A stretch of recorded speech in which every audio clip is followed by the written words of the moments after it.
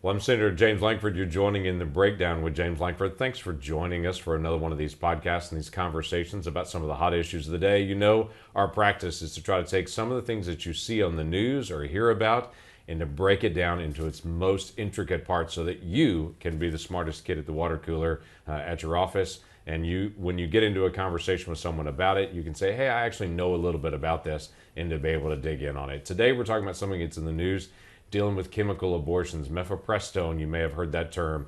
You may have heard people just throw around things like Fifth Circuit decisions and medical abortions and all those different terms. And I talked to a lot of people and they're like, yeah, I've heard that. I really don't know what it is, one way or the other. So we're going to spend some time trying to be able to dig in on that. If you're just tuning in on this particular one, but you're not a regular subscriber on our podcast, you can do that. Spotify, SoundCloud, iTunes, all the normal locations to be able to actually do a podcast subscription. Subscribe to it. We'll automatically send you the new editions when they come out on it every time. Well, I've got a couple of guests that are here with me today because we're going to dig into some really heady issues. We're going to talk about the legal issues and we're going to talk about the medical issues around this chemical abortion, what this really means, what's happening with the FDA, what's happening with now the Supreme Court in the conversation about that. So let me introduce a couple of folks to you, and we're going to jump right into the conversation. I want to first introduce Erik Baptist, who's here with me today. He's an attorney, but he's one of the nice attorneys that's out there. He is one of the guys that's actually from Alliance Defending Freedom. He's actually helping argue this case and to be able to go through what are the issues with the FDA, what's actually happened, what's different about this process than what's typical in the legal process on this.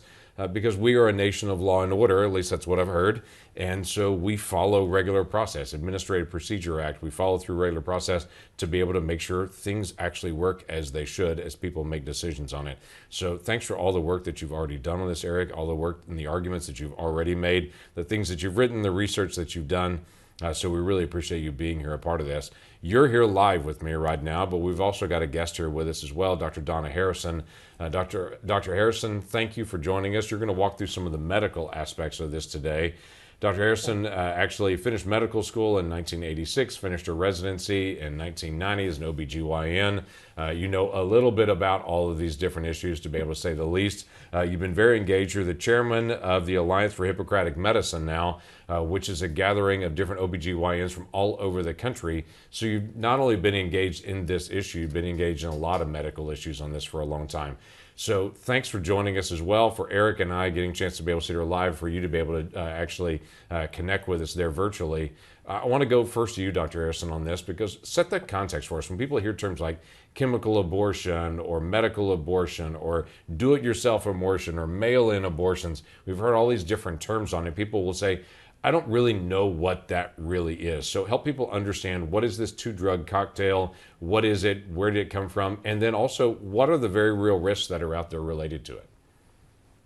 Senator Lankford, thank you for allowing me to be on this podcast. It's very important that people understand the reality behind this case and not some of the incredibly deceptive spin.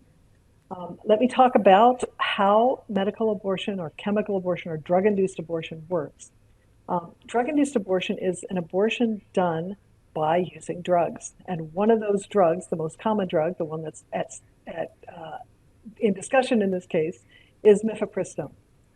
So in order to understand how mifepristone works, we have to understand how pregnancy works. And a woman's body makes progesterone, which is a natural hormone that lets her body carry the baby, nourish the baby. Mifepristone blocks progesterone. So when mifepristone is around, the progesterone can't allow the woman's body to nourish the baby. Now, this is a problem because then the baby dies, but the baby is not often expelled just by being dead. So a second drug has to be used, and that's misoprostol or Cytotec. And that drug causes the uterus to contract and squeeze out the baby who's died and hopefully the placenta. The problem is, as you get further and further in pregnancy, the mifepristone and the misoprostol work less and less well. So at 7 weeks after the first day of her last menstrual period, she has about a 1 out of 20 chance of needing a surgery to complete her abortion.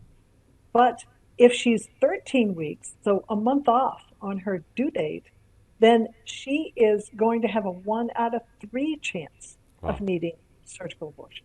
So the problem with this willy-nilly um, access without ever seeing a doctor is that she never gets an accurate due date.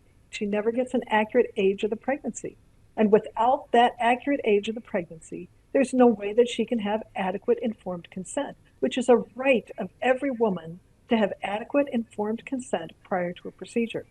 So without having an ultrasound to know exactly how far along she is, she won't know whether she has a 1 in 20 risk of additional surgery or a 1 in 3 risk of additional surgery.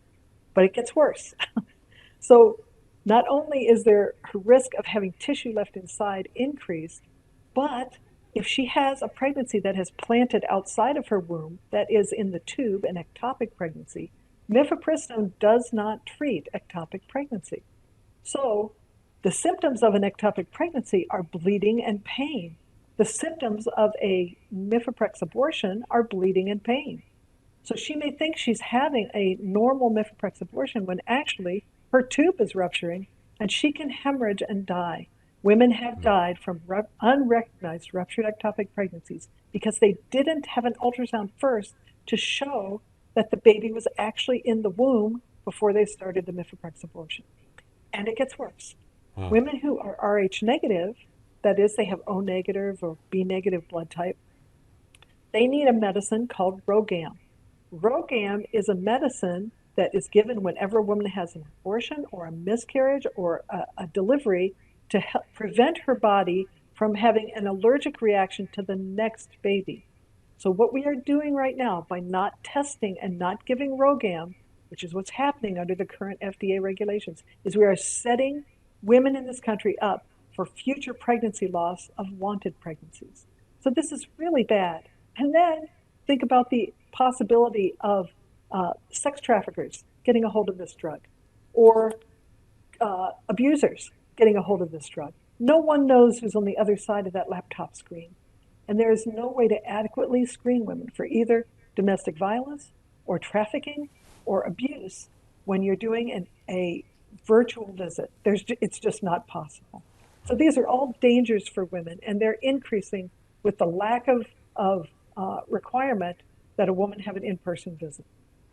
So all that you hear in the public media is this on and on and on about this drug is safe. It's been used for 2 decades. This has not been an issue. It's a very common form of abortion. And it's just this on and on about this is a safe drug, safe drug, safe drug, safe drug over and over again. No one talks about the issues that you're talking about and the very real risks and a lot of things that have shifted from the FDA recently, where the FDA shifted from you have to have a visit with a physician, which was the requirement of this drug originally when it came out. You've got to actually have 3 visits with a physician, if I remember this correctly, when it was first released by the FDA. So now they're saying, okay, you don't have to visit the FDA at all. In fact, you don't even have to talk to a doctor at all. You can just talk to what they're calling a healthcare professional and just connect with them. So that's a massive change on this. So Erik, let me come to you on this. FDA's made all these changes on it, and as in many ways is ignoring the health risks that are out there that are very real for women across the country on this. You've engaged to be able to just challenge the FDA and say, you've got to be able to follow the rules. You've got to be able to not have a political conversation about abortion. FDA should be about health issues and about protecting the life of every single person in their own health. And you've engaged on some process things. So walk us through a little history, because this drug's not new. It's had a couple of decades of history on it that you've actually had the opportunity to be able to walk through. So set context for us. What has the FDA done? Sure. What the FDA did originally to approve this drug was in the last year of the Clinton administration. It approved in September of 2000 the use of mifepristone for chemical abortion purposes. But even then, the FDA recognized dangers associated with this drug, and therefore they needed to use their one and only regulatory authority to impose post-approval restrictions on this drug. But that authority was intended for accelerated approval of life-saving and life-affirming drugs. We call it Subpart H. And so Subpart H was used, but that was reserved for drugs intended to treat life-threatening or serious illnesses, and that also provided a meaningful therapeutic benefit over existing treatments. Now, we all probably can agree that neither of those are true. Pregnancy is not an illness, Right. and mifepristone doesn't actually provide a meaningful therapeutic benefit, but the studies also show it doesn't provide a meaningful therapeutic benefit over surgical abortion. Some studies show that it's 4 times more dangerous to take mifepristone as opposed to having a surgical abortion, which itself is a dangerous procedure. So that's what the FDA had to do. They jammed this approval through their accelerated approval authority because that was the only way they could restrict this dangerous drug in 2000. So that was illegal in its first place. But then in 2016, the FDA made what they call major changes to the regimen. They extended the gestational age from 7 weeks to 10 weeks. As Dr. Harrison noted, that increases the risk of complications. They also took away 2 of the 3 in-person doctor visits. So there used to be a day 1 appointment to get screened for life-threatening ectopic pregnancies to confirm gestational age, and then a day 3 one to come back to get the second drug. Again, maybe it was not necessary, but to see if there are any complications then. And then a day 14 appointment to see if there are any fetal parts remaining or any other pregnancy tissue that could lead to complications. The FDA got rid of day 14 and day 3, and they said, here are the drugs, go home, and we don't need to see you again. At least that's the abortionist perspective. But they were at least screening for the ectopic pregnancy at that point. In theory, they Right, were. But right. one problem we've identified since the beginning, they never required an ultrasound. They said, we'll just leave to the doctor's discretion. They had no basis, no science, no evidence to support such a conclusion. In fact, when you go back to the 2000 approval, the clinical investigations upon which the FDA relied all contain ultrasounds to screen for these complications. They didn't require it, though. They had no evidence. They just jumped to legal conclusions. And the same in 2016. They had no evidence showing that, again, ultrasounds were not necessary. Most of the studies they relied upon had ultrasounds in them. And then they said, well, this procedure must be safe. But they didn't, again, never, in 2000 and 2016, ever had a study showing that the approved regimen was safe. I like to say that's the equivalent of saying, I've approved this drug for a headache to take every 4 hours, but the FDA's only studied it for every 24 hours. Right. And it's like you don't have the basis to do what you did for the labeling, and that's highly illegal. And then in 2021, when they got... Okay, Sorry, go before ahead. you jump in on that, just to review on this, we're talking the last days of the Clinton administration, the first approval, then the last days of the Obama administration for this change on it, and then now fast forward So to then, 2021. then we fast forward literally to the first year of the Biden administration. They don't even wait for the last years of their administration. They went full speed ahead on taking away the last doctor visit. And again, they took doctor out of it, as you noted, in 2016. So the last healthcare visit with an abortion provider, they say you can just get this by mail, over the computer, over the phone, without ever being screened for these life-threatening ectopic pregnancies or gestational age. Healthcare professional is just undefined on who the healthcare professional It is is. defined by the state. Whoever is authorized to prescribe a drug can give these drugs out. They may not actually be, trained medically, but whatever a state says you can do, if you can prescribe it, you can give it. Never meet with the woman, give it to her by mail, never see her, and then she may experience complications. And that's it's one, again, they didn't have the studies to support it, but they also violated longstanding criminal laws as well that say you can't distribute these drugs by mail. That was on its face illegal. All right, pause on that one. We're going to come back to sorry, that because yes. that's another whole issue in this as well. Okay, so keep going on the FDA process. So again, what this case is focused on is holding the FDA accountable for violating multiple federal laws and the FDA's own regulations. A lot of times I see in the press, oh, you're just questioning the scientific expertise of this agency. No. Our government works where Congress passes the laws. The executive branch is supposed to execute and fulfill those congressional mandates. And then when they fail to do so, it is our judiciary systems and the court's responsibility to hold those lawless federal agencies accountable for those actions. Because as we see here, when a federal agency such as the FDA acts unlawfully, there are dangerous and damaging consequences to women and girls across this country. Yeah, it's incredibly serious what can happen at this point. And again, Dr. Harrison, I'd mentioned before that a lot of people just keep referring over and over again, this is a safe drug, it's been used for 20 years, it's safe, it's safe, it's safe, it's common, it's common, it's common.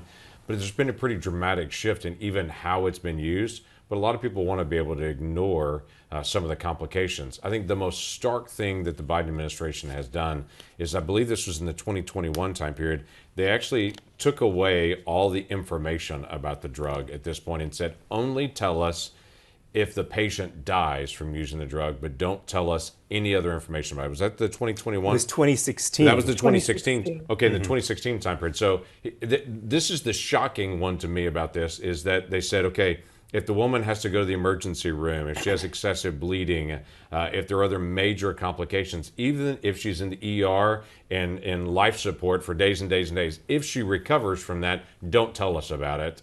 Only tell us if she dies. That is a remarkable thing to me. Why would the FDA do that, and how helpful would it be for the medical professionals that actually do prescribing of any drug to be able to know what are the side effects and the complications, and how frequent are these complications? Is that typical?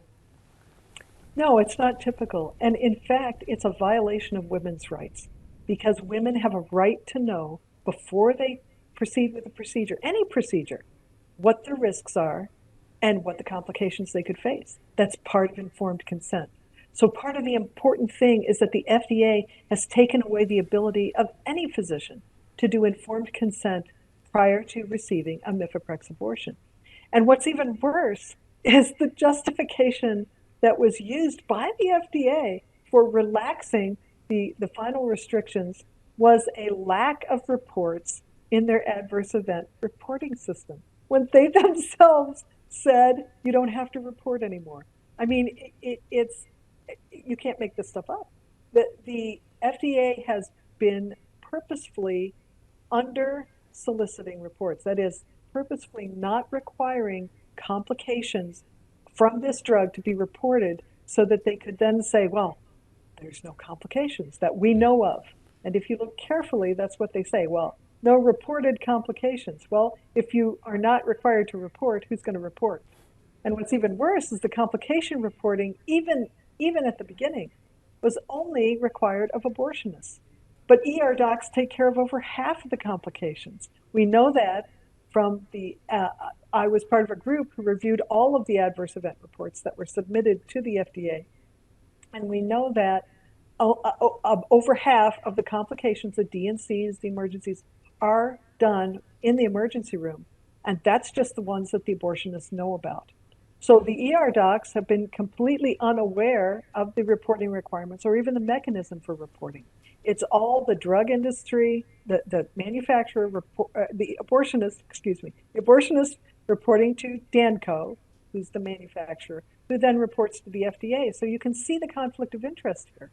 What reason would they have for reporting a complication? Yeah, it's pretty remarkable to hear all those stories say, hey, there's no complications, there's no problems, there's no side effects on this, everything's good. But to also know the FDA is saying, please don't tell us if there's side complications. Only tell us if someone died through that. So that's the part I think is the most stunning to me of the FDA and for what they have done, and how so many people in the public are not getting the information about what are the very real dangers and the very real threats here. And so if you basically say you don't have to tell us, no one's going to go to a federal agency and say, oh no, you don't want this information, but I'm going to tell you anyway. That's not how it works in real life. And especially if the main folks that are reporting are the abortionists and are the manufacturer of the drug, they clearly have the incentive not to be able to do the reporting. Okay, this is now in the court system. And as you mentioned before in this, Erik, once it gets in the court system, the spin publicly is, well, it's in the courts because you're trying to put the courts to overrule science on this. And science needs to deal with science and the courts need to deal with the law. Well, the courts are dealing with the law at this point. They're dealing with, did FDA follow the procedures? Did they follow the appropriate process? Are they actually guarding for safety? So regardless of what the drug does, take the politics and the public noise out of it. Are they following the law and the statute on this? This is now working its way through the court system. It's been super confusing because it's been really fast, and people are finding out it's in this Texas court. No, it's in the Fifth Circuit. No, it's in the Supreme Court. No, it's back in the Fifth Circuit. And no one knows where it is at this point. So walk us through what has happened in the court system on this and where this is going. I don't fault people saying, wow, this is happening so quickly, because I'm experiencing it firsthand sometimes. Yeah. And so we filed this case just in November of last year. The court had a hearing on March 15th. And then on April 7th, it decided, the district court in Amarillo, Texas, the federal court down there, decided in favor of our entire claim, all our claims, and ruled that the drug was unlawfully approved, and all the subsequent actions to remove those basic safeguards were also illegal. Then the government and Danco Laboratories, the Cayman Islands-based manufacturer, filed an emergency appeal with the Fifth Circuit Court of Appeals. And that court essentially agreed with most of our claims there, except for one exception, just on a time-limited issue.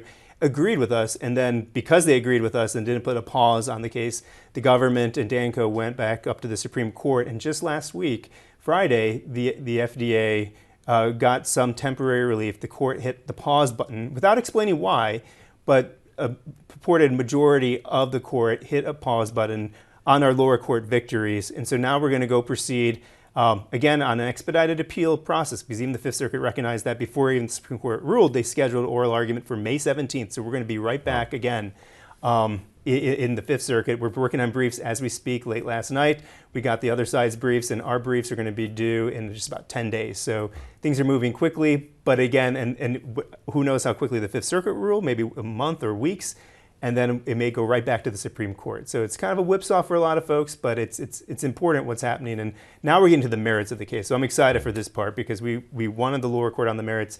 Now we're in the Fifth Circuit, and we know, again, when any fair-minded judge looks at the facts and the law here, they definitely should agree with us, because it's so blatant what the FDA did, as you've highlighted a few examples already. And for anyone who follows court cases, having a case that you have the initial argument in the federal court in Amarillo in March, and then if you said by May, 2 months later, you're going to have gone through the circuit court, Supreme Court, back to the circuit court. No one would have believed that. There are lots of cases that actually go to the Supreme Court that take a year to even get to the court, and then will take 6 months to be decided by the court on this. So everybody's used to having a long period of time. This is actually moving very rapidly, because people are looking at, did the FDA really violate their own rules on this, and what is the legal process on it?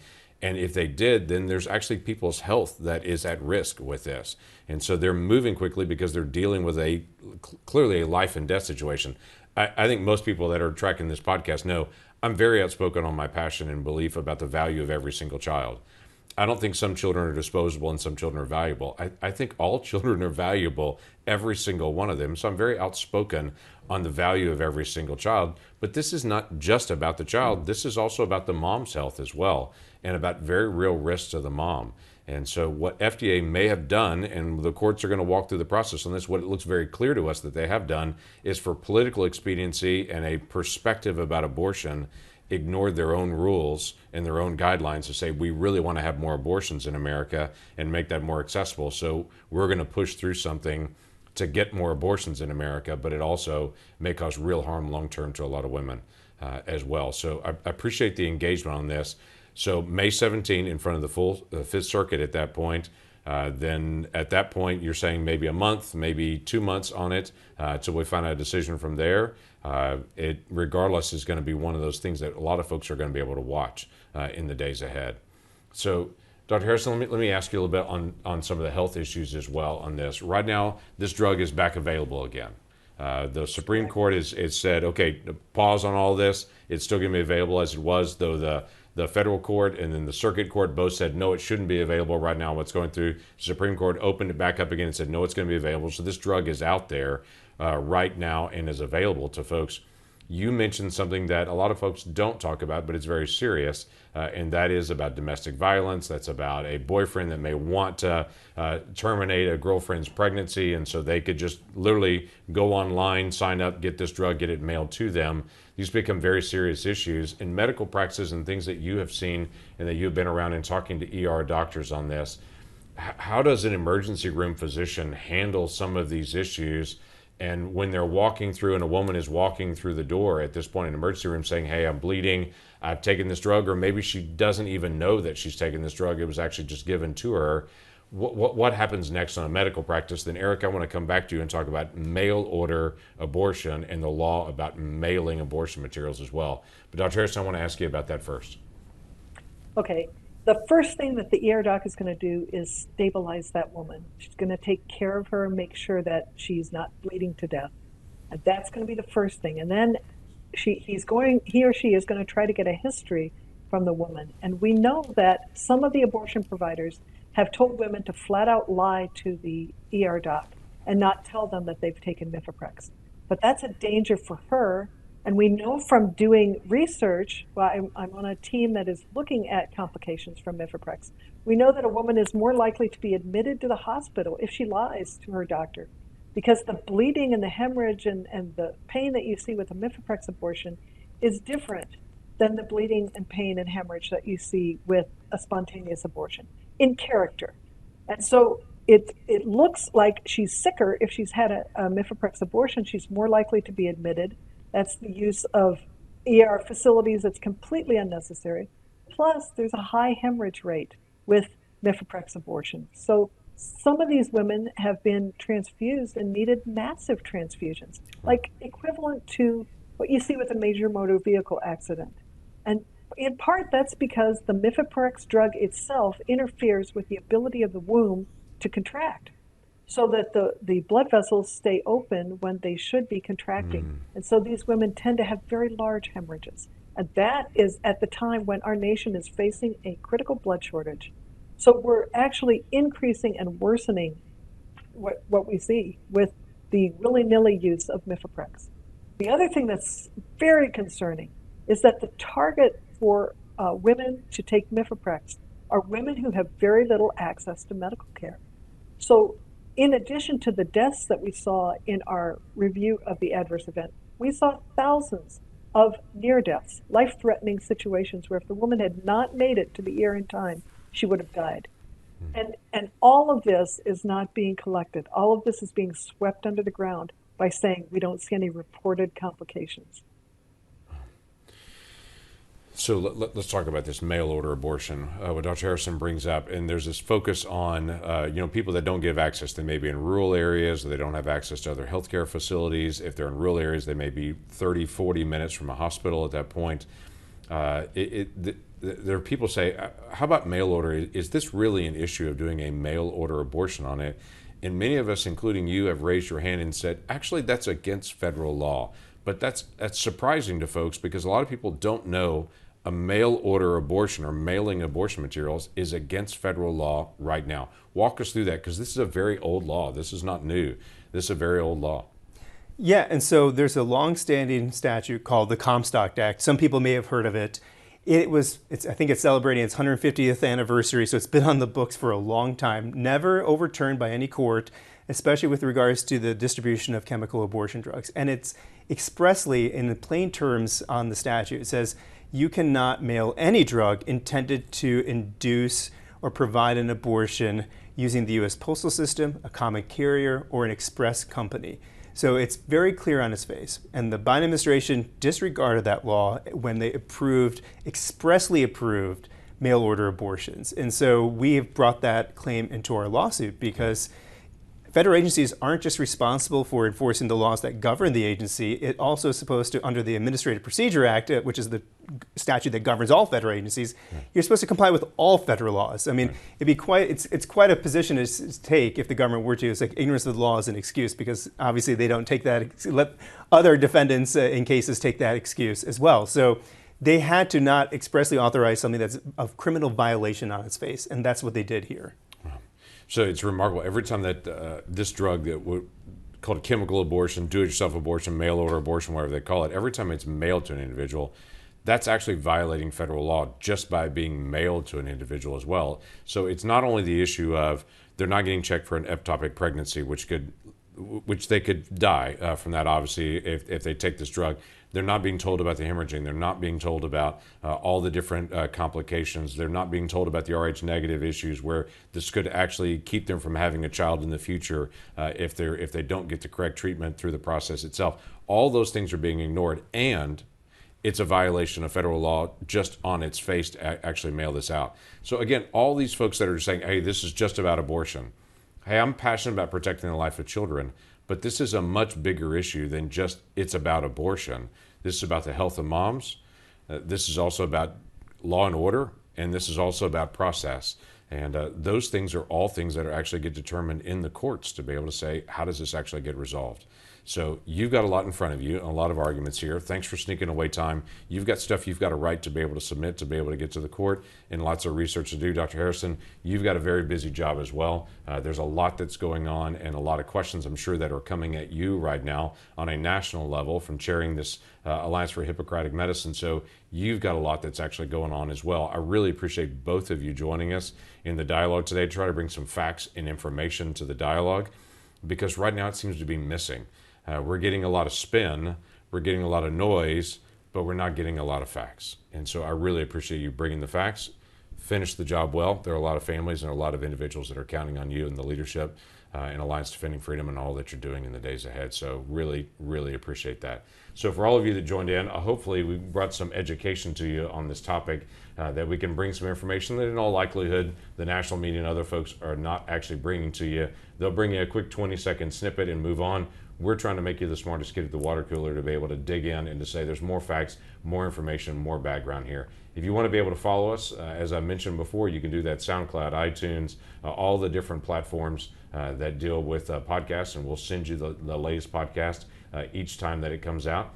Feel free to be able to share this information with others that may want a little deeper dive on some information, and we'll keep it on our website as well if you want a little deeper dive on this and to be able to come back to us. So look forward to getting a chance to be able to continue the dialogue. Some issues are controversial, but quite frankly, we as Americans, when we sit down and start talking about the facts and the information and lay all the problems on the table, that's when we can say, okay, there are the real problems. Let's figure out how we're going to solve this together as Americans. So look forward to the dialogue in the days ahead. Thanks again for joining me in the conversation on the podcast today.